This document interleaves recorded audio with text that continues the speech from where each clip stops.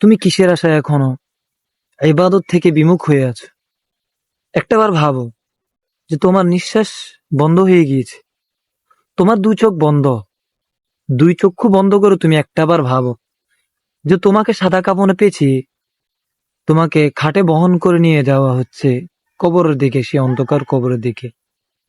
এখন তোমার যদি অবস্থান ভালো হয়, তুমি যদি ভালো কোনো আমল করো, তাহলে তুমি ধারণা করো যে তোমার সাথে ফেরেশতারা, মুনকার নেকির ফেরেশতারা তোমার সাথে ভালো আচরণ করবে। আর যদি তোমার অবস্থানটা খারাপ হয়, তোমার নেক আমল যদি না থাকে, তাহলে তোমার সাথে তাদের ব্যবহারটা কেমন হবে তুমি একটাবার চিন্তা করো। তো বলছি যে ভাই, সে অন্ধকার কবরে কিছুই যাবে না, শুধু তোমাকেই থাকতে হবে সে সাদা কাপড় পিছিয়ে। যদি তোমার ভালো কিছু থাকে তাহলে তুমি ভালো ব্যবহার পাবে, আর যদি না থাকে তুমি কেমন পরিস্থিতির সম্মুখীন হবে সেটা তুমি একটু ভেবে নাও। সুতরাং সময় থাকতে নিজেকে গুছিয়ে নাও, নিজেকে পরিবর্তন করে নাও। অন্যথায় সময় হারিয়ে গেলে নিজেকে আর গোছানোর সময় পাবে না।